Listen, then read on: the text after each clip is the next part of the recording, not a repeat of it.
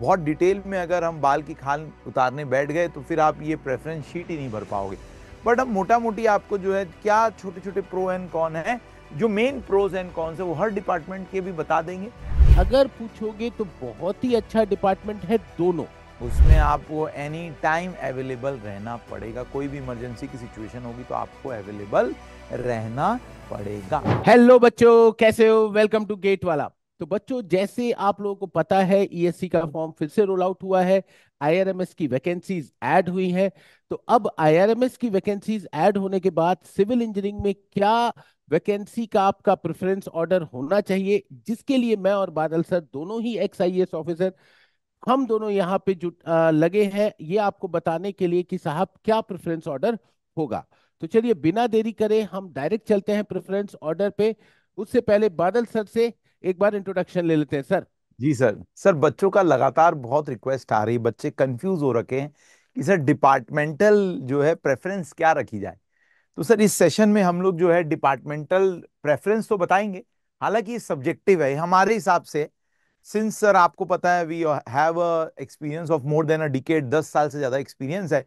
तो जनरली हर डिपार्टमेंट का आइडिया हम लोगों को है कि हर डिपार्टमेंट में किस टाइप का काम होता है, क्योंकि हर डिपार्टमेंट में हमारे कोई ना कोई स्टूडेंट्स मिल जाएंगे आपको। तो उन्हीं से हमने रिव्यूज ले रखे हैं, और कुछ हमारे बैचमेट्स रह चुके हैं डिपार्टमेंट में जो काफी सीनियर पोजीशन में है।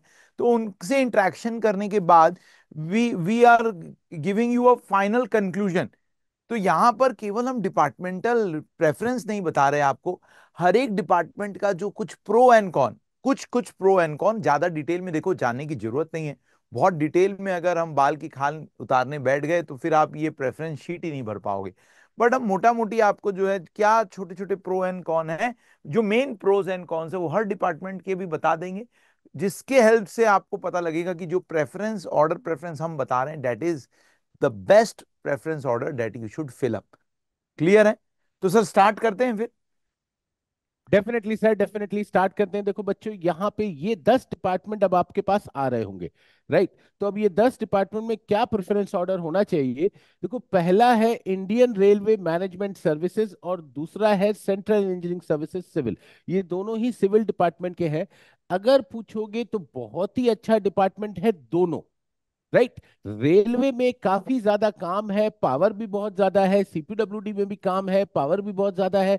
बट अगर मुझसे पूछोगे तो रेलवे का चार्म बहुत ज्यादा है और सीपीडब्ल्यूडी का चार्म शायद रिलेटिवली थोड़ा सा फीका है। बट वर्क लाइफ बैलेंस बहुत अच्छी है, मतलब लोग 6-7 बजे के बाद चिल हो जाते हैं। रेलवे में ये है कि आपके पास एक वर्क फोर्स भी रहती है, ठीक है? काफी ज्यादा वहां पे अथॉरिटी रहती है, काफी ज्यादा वहां पे पावर रहती है, बहुत बड़ी वर्क फोर्स रहती है। बट एक बस छोटा सा फ्लॉ है जो हम आपको यहाँ पे बताना चाह रहे हैं कि साहब 24 घंटे की नौकरी रहती है, इमरजेंसी नौकरी रहती है। भगवान ना करे कि कहीं पे कोई रेल एक्सीडेंट, कोई डिरेलमेंट हो जाता है तो आपको इमीडिएटली भागना पड़ता है। उस समय पे आपसे कोई कोताही एक्सपेक्ट नहीं करी जाती है। बादल सर रेलवेज में रह चुके हैं तो उस, ठीक है, डिपार्टमेंट को काफी अच्छे से समझते हैं। भी एक बार उनके मुंह जबानी भी जान लेते हैं सर। जी सर, आपने एकदम सही बोला। आईआरएससी सिविल में थोड़ा सा हेक्टिकनेस होती है, क्योंकि आपको लगातार ट्रैक्स पे रहना होता है। तो the work is a bit hectic. But हाँ, जो फैमिली लाइफ आपको मिलेगी, जो रेलवे का कल्चर है वो बड़ा जबरदस्त है। तो अगर आप कल्चर इंजॉय करना चाहते हो तो वो सीएस में नहीं होगा, वो सीपीडब्ल्यूडी में नहीं है। That culture is there in railway. Railway की अपनी एक कॉलोनी होती है प्रॉपर, जिसमें रेलवे स्टाफ होते हैं, काफी सारे ऑफिसर्स होते हैं। तो एक सोशल लाइफ बड़ी जबरदस्त हो जाती है आपके लिए प्लस आपकी फैमिली के लिए। तो सीपीडब्ल्यूडी में वो चार्म नहीं है, but overall both services are good. जैसे सर ने बोला, सीपीडब्ल्यूडी सिविल थोड़ी कम हेक्टिक है, रेलवे थोड़ी ज्यादा हेक्टिक है। बाकी cadres both are very good. और रेलवे का देखो एक अलग चार्म तो है, रेलवे के जो पर्क्स हैं वो सीपीडब्ल्यूडी से थोड़े अलग है। रेलवे में घूमने को काफी मिल जाता है, आपको पासेस मिलेंगे, बहुत सारे पर्क्स है रेलवे के। अपने हॉलिडे होम्स होते हैं। तो those are the different perks. और इनफैक्ट देखो, सर ने बताया नहीं, सर तो मतलब समझो सर ने सर के फादर जो है रेलवे में रह चुके हैं। तो सर ने ऑलमोस्ट हर एक रेलवे की बारीकियों को समझा है, हर एक पर्क्स को एंजॉय किया है। तो सर भी आपको बताएंगे कि रेलवे के पर्क्स क्या होते हैं। जी सर। हाँ सर, मतलब मैं जब कॉलेज में पढ़ता था तो मैं सेकेंड एसी में ट्रैवल करता था, वो भी फ्री पास पे। मतलब ये बात राइट। ठीक है सर। 35 साल मेरे पिताजी रेलवे में रहे, उसके बाद रिटायर हुए वहां से। तो रेलवे को मैंने बहुत बारीकी से देखा है दोस्तों। मतलब रेलवे स्टेशन ही घर हुआ करता था, क्योंकि घर रेलवे स्टेशन के बगल में ही हुआ करता था। ठीक जी है, सर। घर वर सब मिलता है रेलवे में, बहुत अच्छे से मिलता है। तो चलिए अब प्रेफरेंस पे अगर आ जाते जी हैं, सर। तो अगर पावर अथॉरिटी की बात करोगे तो आपका आईआरएमएस पहला नंबर हो गया। अगर थोड़ा वर्क लाइफ बैलेंस की बात करोगे तो सीपीडब्ल्यूडी पहला हो गया। तो हम ये कहेंगे कि इसको 1 और 2 देना चाहेंगे, चॉइस आप पे छोड़ देते हैं। ठीक है, ये चॉइस हम साहब आप पे छोड़ देते हैं, क्योंकि दोनों डिपार्टमेंट को हमने आपको डिस्कस कर दिया पावर ऑफ अथॉरिटी के लिए। ठीक है, आप रेलवेज में चले जाओ। ठीक है, अच्छी खासी पावर, अच्छी खासी अथॉरिटी, बट एक वर्क लाइफ बैलेंस भी। मतलब देखो, 3 चीजें मिल रही है यहाँ पे। तो सब चीज थोड़ी थोड़ी सी सब में से है यहाँ पे, तो 1 और 2 हो गया। अब अगर बात करते हैं तो सेंट्रल इंजीनियरिंग सर्विसेज रोड, ठीक है, मॉर्थ आप लोगों ने सुना होगा, जिस डिपार्टमेंट को हमारे गडकरी साहब, ठीक है, लीड करते हैं, जो चेयर करते हैं, वो ये डिपार्टमेंट है। राइट, तो इसमें भी बहुत अच्छा काम होता है। जितना भी देश में रोड के इर्द गिर्द इंफ्रास्ट्रक्चर बन रहा है, वो ये डिपार्टमेंट कैरी करता है। तो इसको हम लोग यहाँ पे 3 नंबर देना चाहेंगे। राइट सर, सर इस सर पर आपका कुछ सर से। इसमें मैं इंटरप्ट कर रहा हूँ आपको। सर बच्चों का ना एक डाउट होता है कि बहुत सारे students are already posted in NHAI। तो सर NHAI बेटर है कि मॉर्थ बेटर है? सर बेसिकली मॉर्थ एक रेगुलेटरी बॉडी है, और एनएचएआई एक वर्किंग बॉडी है। Correct sir, correct. मॉर्थ से आप एनएचएआई में जाते हो ऑन डेपुटेशन। डेपुटेशन।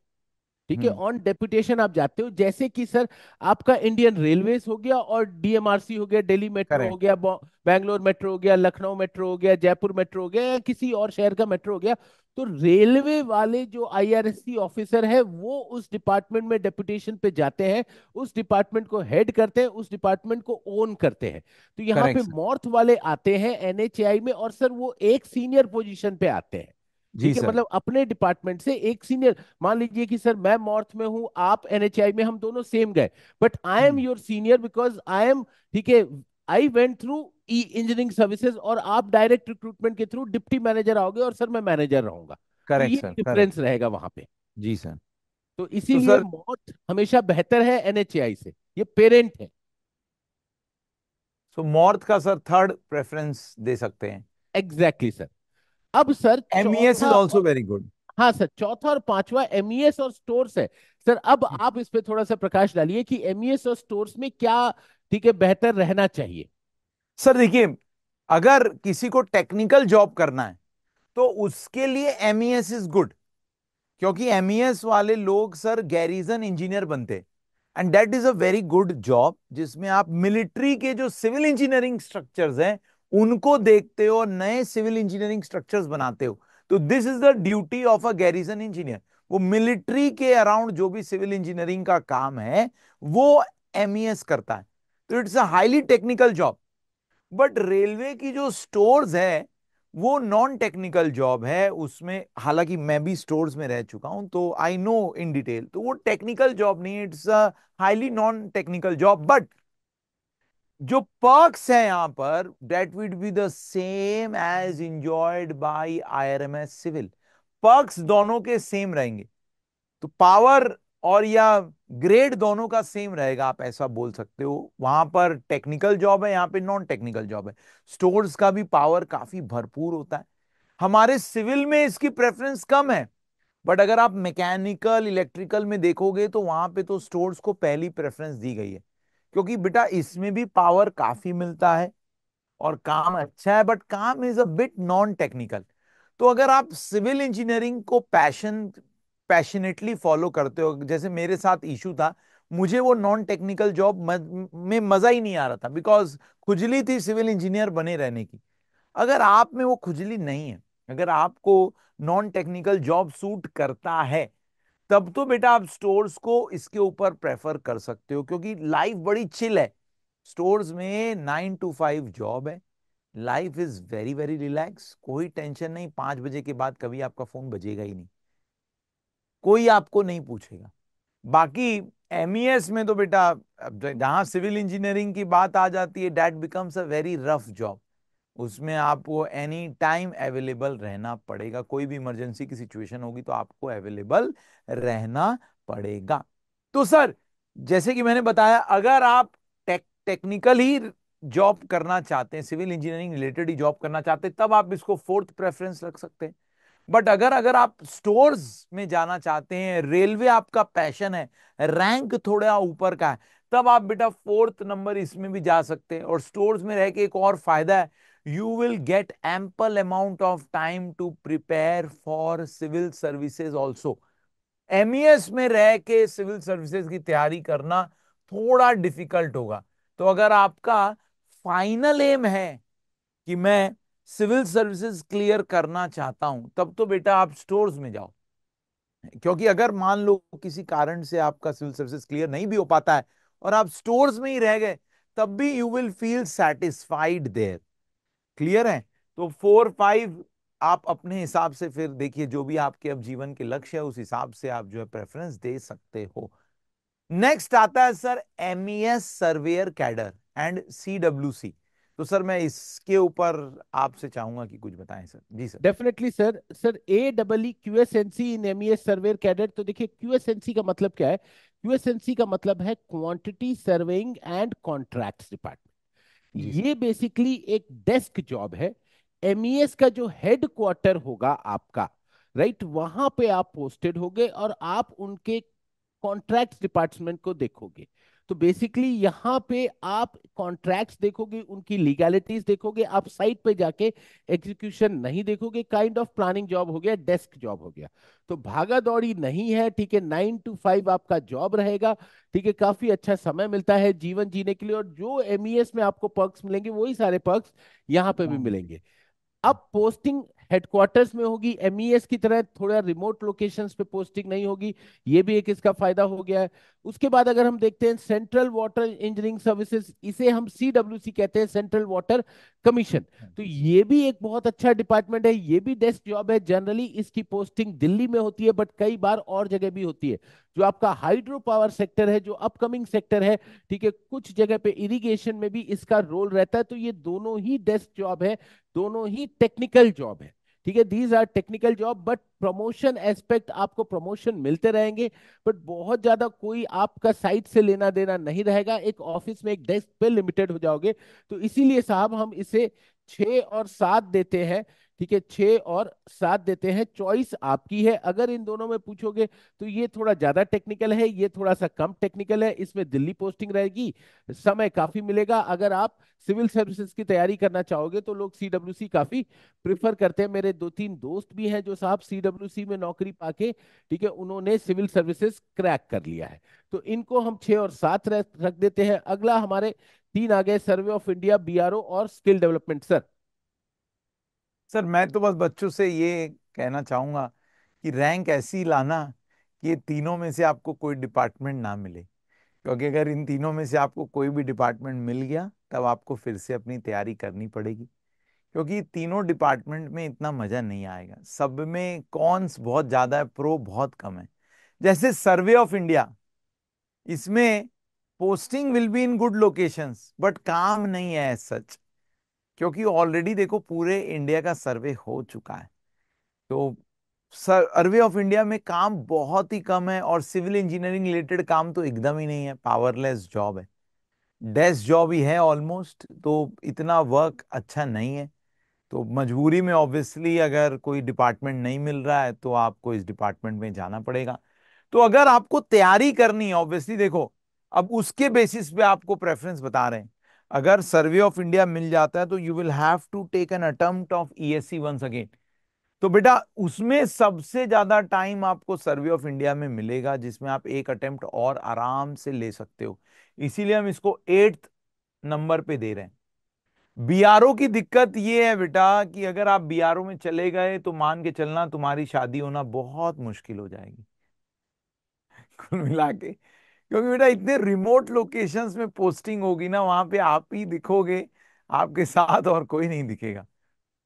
तो बड़ी समस्या है बीआरओ का, बड़ा harsh condition. Job is very good, again I am saying, BRO में आर्मी लाइफ एंजॉय करोगे। सारे सर्विसेज में एकमात्र सर्विस है जिसमें आपको आर्मी की यूनिफॉर्म मिलती है। तो प्रॉपर आप आर्मी की यूनिफॉर्म पहन के जॉब करते हो और खुद काम करते हो, बाकी सब ठेकेदारी करवाएंगे, खुद काम नहीं करते। ना एमईएस वाले खुद काम करेंगे, ना ईपीडब्ल्यूडी में खुद काम करोगे, चाहे रेलवे में खुद काम करने का मतलब कि आप सिविल इंजीनियरिंग का काम नहीं करते हो, आप कॉन्ट्रैक्ट बना के देते हो। बट बीआरओ अलग है, बीआरओ में आपको खुद रोड बनाना है, कॉन्ट्रैक्टिंग कम होगी, खुद का एग्जीक्यूशन रहेगा, तो एक्सपीरियंस वेरी गुड। और जो लोकेशंस पे पोस्टिंग है ना, वो लोकेशन बड़ी एडवेंचरस है। तो अगेन, अगर आप थोड़े एडवेंचरस पर्सन हो और समझ लो ये आपका लास्ट अटेम्प्ट है, आपको पता है कि अब आगे आप कभी इंजीनियरिंग सर्विसेज नहीं लिखने वाले हो, तो 5-7 साल अगर आप हार्श लाइफ जी लोगे तो अच्छी लोकेशन हो जाएगी। तो इसमें भाई सर एक बात अगेन। जस्ट आपको इंटरप्ट कर रहा हूँ, एक मजेदार बात ऐड कर रहा हूँ, फिर सर आप कंटिन्यू करिएगा क्योंकि मैं जी जी सर। रोक नहीं पा रहा हूँ। मतलब सर एग्जॉटिक हनीमून लोकेशंस मिलेंगे इसमें। एग्जॉटिक हनीमून लोकेशन, सही सर बोल रहे हो, अब आप एकदम कंटिन्यू शांत, करिए। शांत इलाके। तो बेटा अगर अगर देखो, अगर आपको अभी भी इंजीनियरिंग सर्विसेज लिखना है तो सर्वे ऑफ इंडिया को आप ऊपर रखिएगा और बीआरओ को नीचे रखिएगा। अगर मान लो ये आपका लास्ट अटेम्प्ट है, इसके बाद आपको कभी इंजीनियरिंग सर्विसेज नहीं लिखना है, then I would say BRO को सर्वे ऑफ इंडिया के ऊपर रख दीजिएगा। क्यों? क्योंकि बेटा मान लो यहां पर पोस्टिंग थोड़ी खराब है, बट अगर आप 8-10 साल गुजार लेते हो डिपार्टमेंट में, उसके बाद एक्सपोजर काफी अच्छा मिल जाएगा, सिविल इंजीनियरिंग का ज्ञान बढ़ जाएगा, आप किसी प्राइवेट डिपार्टमेंट में भी जा पाओगे। तो भाई बेटा वर्क आप इंजॉय कर पाओगे, थोड़ा एडवेंचरस लोकेशन। और एक चीज मैं बोल दूं, जहां जहां बीआरओ की पोस्टिंग होगी ना, वो पॉल्यूशन फ्री इलाके हैं, आप अपने आप पे टाइम स्पेंड करोगे। सर मेरा एक दोस्त है जो बीआरओ में गया, he was very much healthy like me. Healthy नहीं बोलूंगा, मुझे अपने आप को अनहेल्दी बोलना चाहिए, हेल्दी मतलब मेरी तरह थोड़ा सा वो जो है हर तरफ से बढ़ चुका था। पर जैसे ही सर वो बीआरओ में गया ना, उसका जो फिजिकल स्ट्रक्चर है वो एकदम से चेंज ही हो गया। मतलब कि he became very much muscular, और उसने अपने ऊपर टाइम दिया, क्योंकि वो ऐसी लोकेशन है जहां पे कुछ काम ही नहीं है और करने को, आपको खुद के ऊपर समय देना है। और आप मिलिट्री के साथ रहोगे तो एक अलग डिसिप्लिन बनी जाएगा आपके जीवन में, नहीं करते हुए भी आप बहुत अच्छा कर लोगे। तो लाइफ एक्सपेक्टेंसी बढ़ जाती है यहाँ पे, मैं बोलूंगा ऐसे लोकेशंस पे रहोगे जहां पे पॉल्यूशन फ्री इन्वायरमेंट है, एंड सो ऑन। बाकी Indian skill development sir service ये सबसे लेटेस्ट डिपार्टमेंट है, और अभी तक सरकार को खुद को नहीं पता है कि इस डिपार्टमेंट का करना क्या है। तो बेटा यहाँ पर तो मजबूरन ही लोग जा रहे हैं, और अभी तक कुछ समझ ही नहीं आ रहा है कि इस डिपार्टमेंट में जाने वाले लोग एक्चुअली करते क्या है। तो और ज्यादा दिन लोग टिक भी नहीं रहे हैं इस डिपार्टमेंट में। तो अगर इंडियन स्किल डेवलपमेंट सर्विस आपको मिला है, तो 100% आपको ईएससी या कोई और एग्जाम लिखना ही पड़ेगा, क्योंकि आप ज्यादा दिन यहाँ पे टिक नहीं पाओगे। तो this would be the last of all the preference. तो ये देखो, पूरी की पूरी प्रेफरेंस लिस्ट मैंने और सर ने आपको बता दी, इस हिसाब से आप अपना प्रेफरेंस भरिए और जो है दीपावली एंजॉय करिए। होपफुली ये वीडियो के बाद दिवाली आ जाएगी। सो आपने काफी रिक्वेस्ट किया कि सर प्रेफरेंस बता दीजिए, प्रेफरेंस बता दीजिए।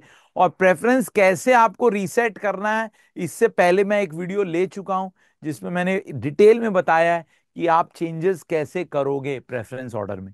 तो आप वो वीडियो फॉलो कर लीजिए, उसमें आपको पता लग गया है कि कैसे प्रेफरेंस ऑर्डर भरना है और प्रेफरेंस ऑर्डर में क्या भरना है, वो हमने इस वीडियो में बता दिया। आप एक बार स्नैपशॉट ले सकते हैं इसका। मैं स्क्रीन से हट जाता हूं। आकि this was all about happy Diwali everybody. ESC की तैयारी में लग जाओ, एग्जाम बहुत पास आने वाला है। ठीक है जी सर, आपका भी फाइनल मैसेज बच्चों के लिए। जी सर वही है, देखिए बच्चों, और अगर कोई दिक्कत होता है तो आप अंकित सर पीडब्ल्यू, बादल सर पीडब्ल्यू पे ज्वाइन कर लीजिएगा। ठीक है, आप हम लोगों से हमारे टेलीग्राम चैनल पे भी पूछ सकते हैं, अदरवाइज कमेंट बॉक्स में भी you can get in touch with us. और कोई भी दिक्कत हो तो please feel free to get in touch. Till then, good bye to all of you guys, happy Diwali, जय हिंद।